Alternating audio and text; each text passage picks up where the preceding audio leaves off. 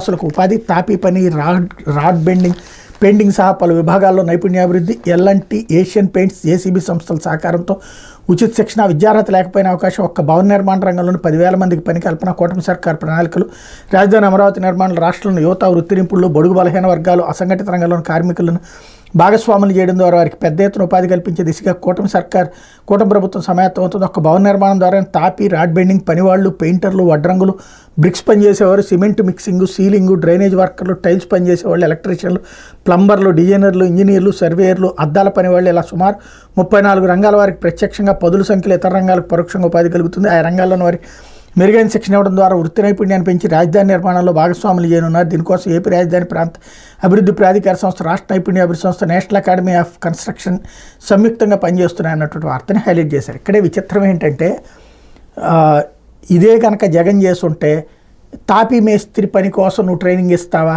దానికి ఎంత దోచుకుంటున్నావు, అది కూడా ఒక ఇదేనా శిక్షణేనా అంటారు.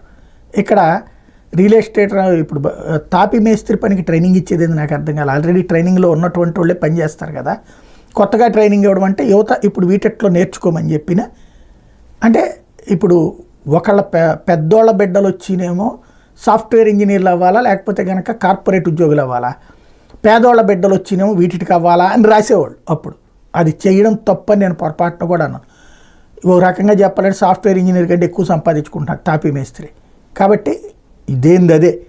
కాకపోతే ఇందులో శిక్షణ ఇచ్చేది ఏంటో అర్థం కావట్లేదు. మళ్ళీ శిక్షణ పేరుతో దాంట్లో డబ్బులు తినడం తప్పించి, అది సాధారణంగా తాపీ మేస్త్రి తన దగ్గర పనిచేసేవాళ్ళ, లేదా తన బంధువుల్లోనో, లేకపోతే తన దగ్గర పనిచేసే వాళ్ళ యొక్క పిల్లలు వాళ్ళకి ట్రైనింగ్లు వాళ్ళని తీసుకెళ్తారు, అలవాటు చేస్తూ ఉంటారు. ఇది సహజ సిద్ధంగా జరిగేటటువంటిది. ప్రత్యేక శిక్షణా కార్యక్రమం అన్నటువంటిది ఒక కొత్త కాన్సెప్ట్ తెర మీదకి తీసుకొచ్చారు. ఇప్పుడు పిఠాపురం ఆసుపత్రి